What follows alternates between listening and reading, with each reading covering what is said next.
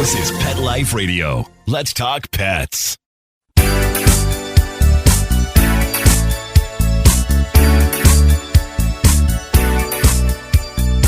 Hello, you're listening to Animal Party on Pet Life Radio with me, Deb Wolf.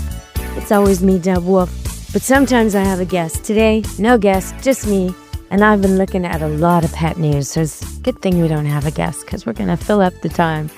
So, first of all, I was looking at the No Kings March and trying to see if there was anything relating to pets in the march, and sure enough, there was a very clever sign that said, Kristi Noem equals a box of chocolates.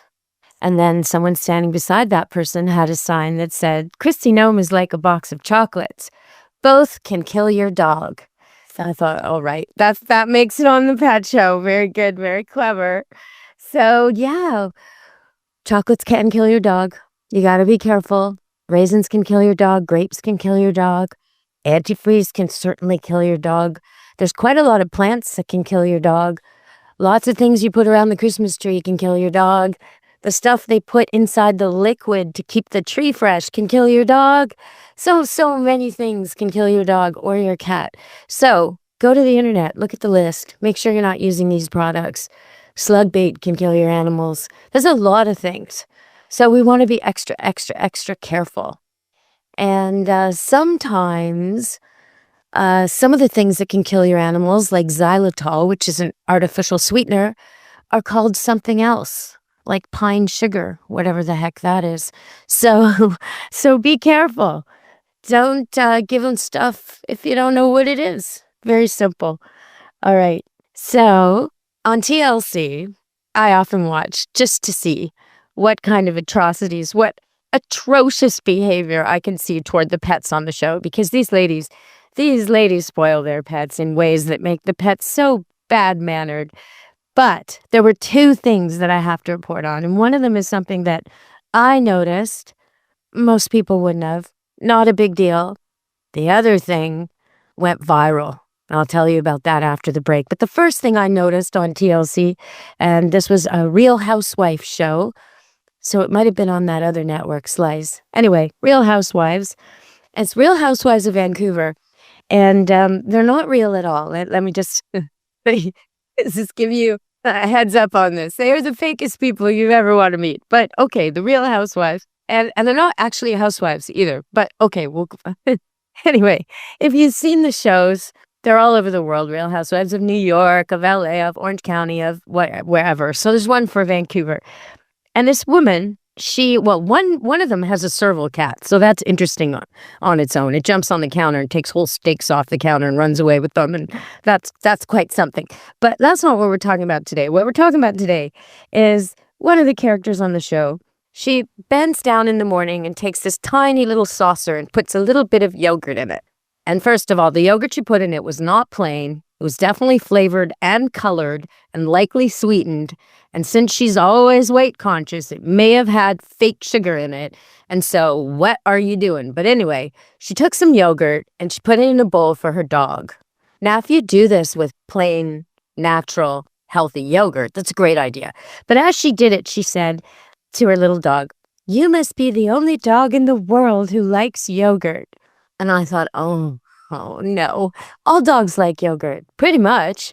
It's good for them and they like it. So if your dog has an upset tummy or if your dog's been on antibiotics for a while afterward, it's a really good idea to mix some yogurt in with their food. But pick the non-flavored, non-colored, non-sweetened, and can never understand why manufacturers color dog food, because it's just for humans. Right? The dogs don't care what color the food is. They're going by smell and taste. They don't care if it's red or brown or yellow or green kibble, if it looks like Lucky Charms. They don't care about that. That's for us. And they certainly don't want to ingest that stuff. So your dog's not the only dog in the world who likes yogurt. Every dog likes yogurt. And I strongly suggest my listeners, if you're going away on a holiday and you've got some yogurt in the fridge and you think, oh, that's going to spoil, I better chuck it down the drain. I better throw it out. No, don't throw it out. Give it to your dog. You could even try giving it to your cat. A lot of cats like it too. All right, we're going to go to break and I will tell you about the incident that went viral on one of these dating shows. Coming up next, stay tuned on Animal Party Pet Life Radio. Real people, real stories. Our little dog developed this lymph problem. The chemotherapy lasted for 6 months, started developing more lymph nodes. So I thought I'd just try Carnivora. The lymph nodes started to go down. Then I took him into the vet to have him checked out, and there was no signs at all inside. My cat had issues that developed in his eye, and 3 months later, my veterinarian said, let's go ahead and remove the eye. I heard the Carnivora on advertising, so I said, you know what? I'm going to order this product. They did the procedure. They did all the tests, and they said, I don't know what you did. This product saved his eye. I've got a Labrador. She could hardly lift herself up off the floor. The treatment was chemotherapy. That's when I said, this could be the ticket. About 3 weeks, you could tell she was very alert. She was going on a 5-mile walk. She is just like prime again. Call 866-836-8735. That's 866-836-8735. Or visit carnivora.com. That's carnivora.com. Use promo code PETLIFE at checkout for 15% off your order at carnivora.com. Let's Talk Pets on PetLifeRadio.com.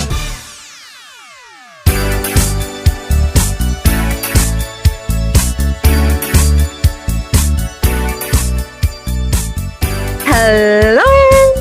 We're back on Animal Party on Pet Life Radio.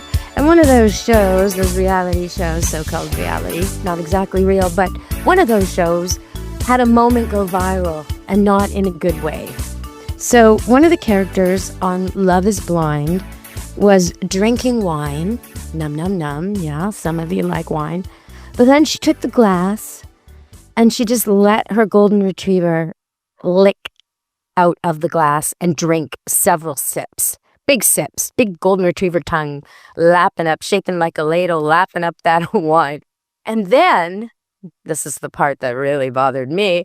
Well, all of it bothered me. Then the woman took the glass and continued to drink from it.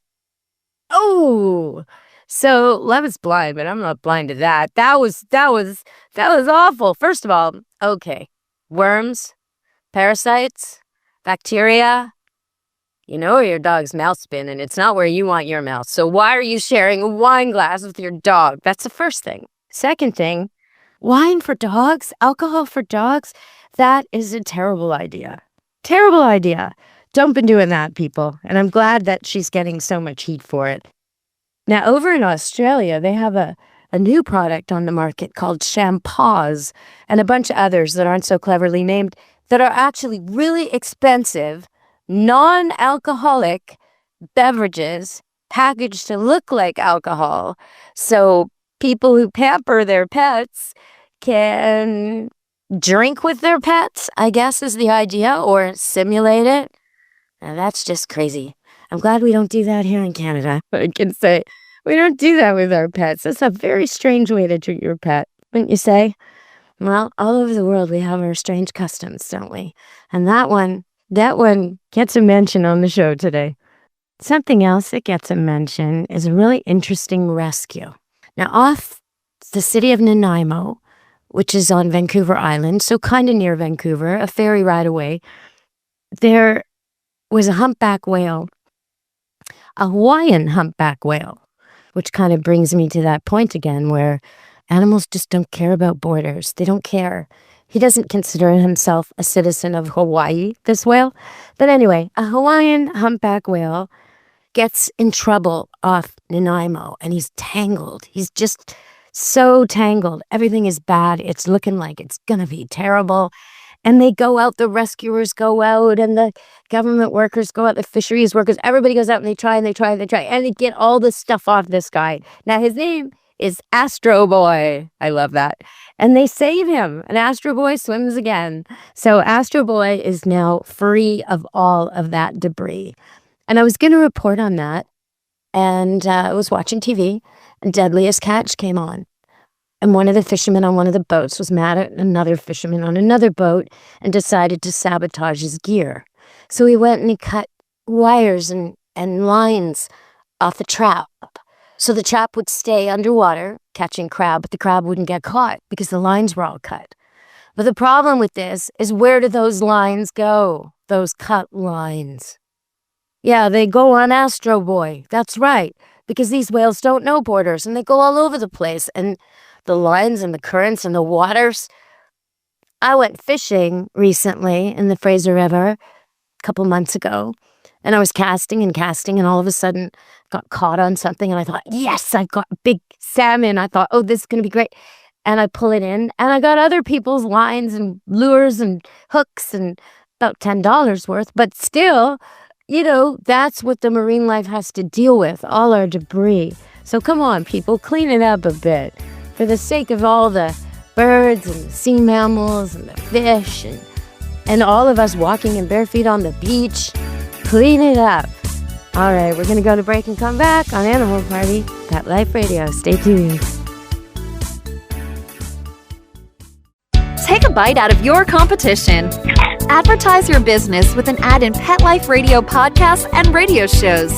There is no other pet-related media that is as large and reaches more pet parents and pet lovers than Pet Life Radio. With over 7 million monthly listeners, Pet Life Radio podcasts are available on all major podcast platforms. And our live radio stream goes out to over 250 million subscribers on iHeartRadio, Odyssey, TuneIn, and other streaming apps. For more information on how you can advertise on the #1 pet podcast and radio network, visit PetLifeRadio.com/advertise today. Let's talk pets. Let's talk pets On Pet Life Radio. Pet Life PetLifeRadio.com.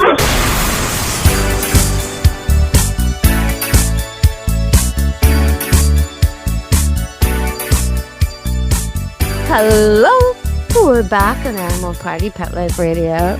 And I do have a couple stories about sea otters. Don't usually talk about them on Pet Life Radio, but the thing is, sometimes they encounter dogs, and it can be bad. Last year, there was a dog whose owner decided to get it to play fetch around sea otters who happen to have pups, babies, and the sea otters killed the dog, drowned the dog. So sometimes the encounters can be very bad, and so sometimes they make my Animal Party Pet Life Radio show. But recently, Taylor Swift was wearing a sea otter t-shirt, a vintage one, from an aquarium, and she donated it to the aquarium. They auctioned it off, and they raised so much money for the aquarium and for marine life rescue. It's just a great, great story. But why are sea otters so much in the news? Well, that's because of a sea otter called 841. 841, back in 2023, was attacking surfers and taking their surfboards.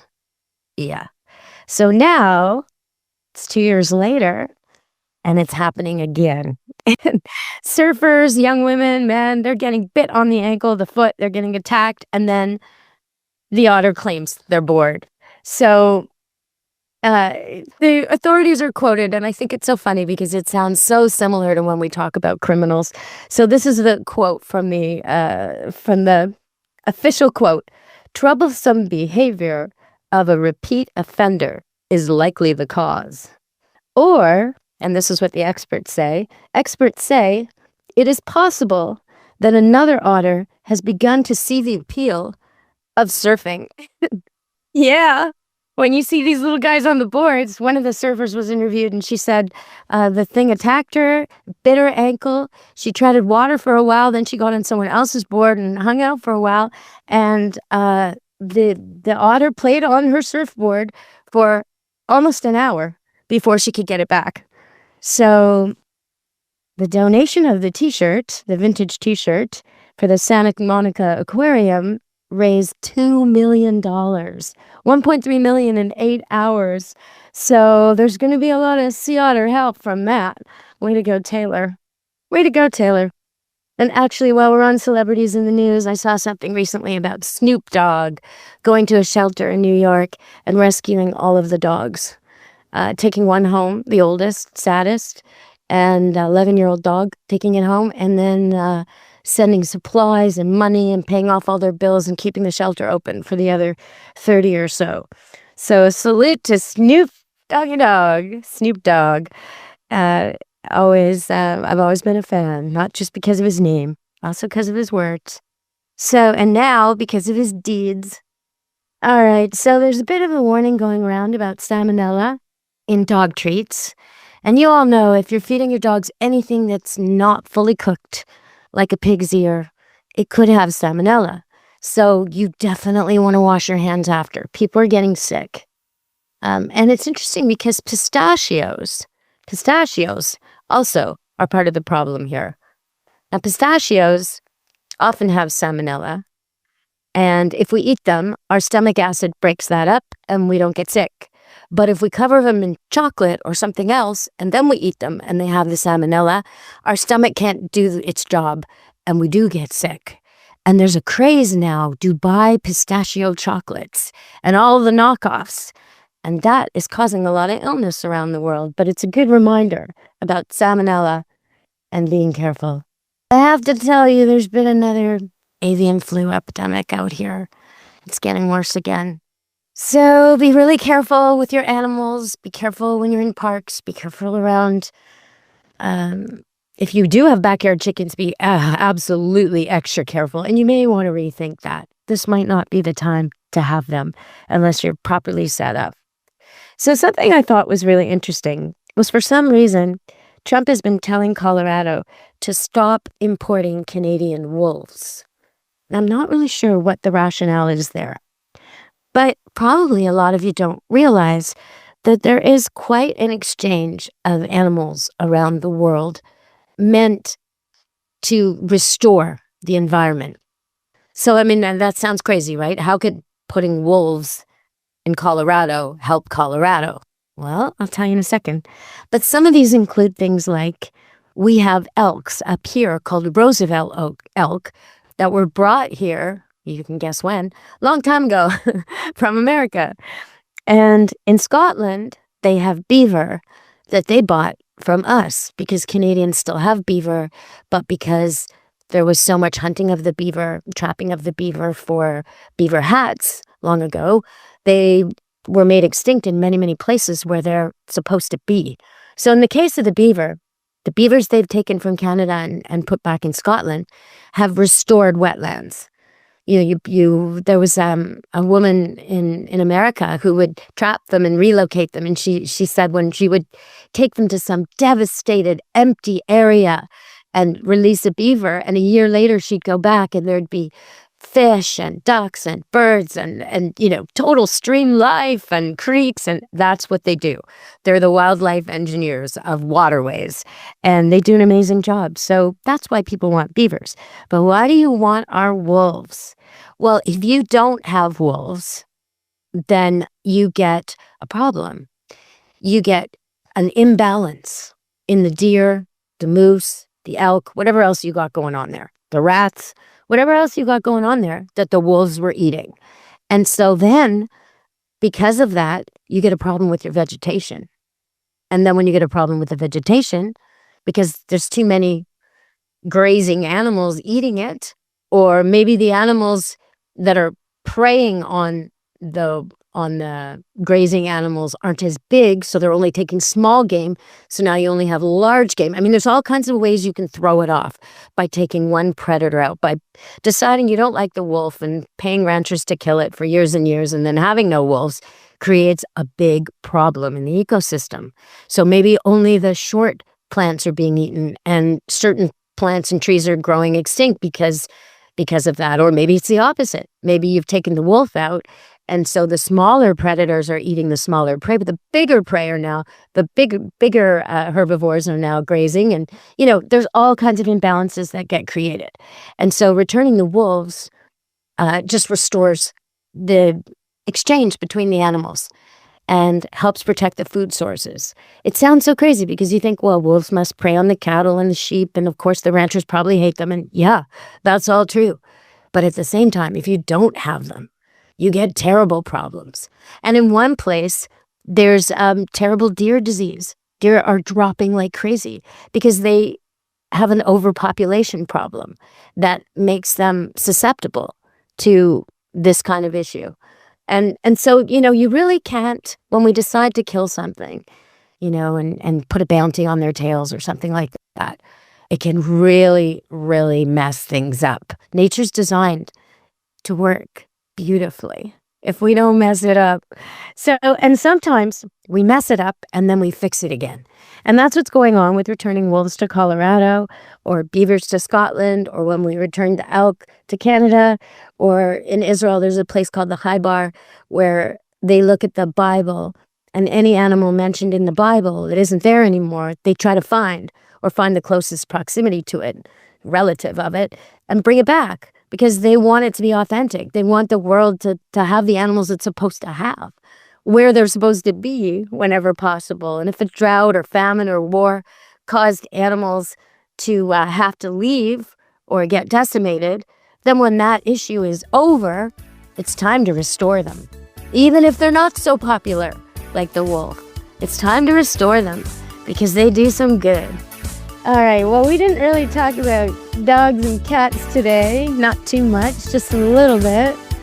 But we certainly covered the big, wide animal world. So it's been a wild show for you on Animal Party, Pet Life Radio. And I promise next time I'll talk dogs and cats.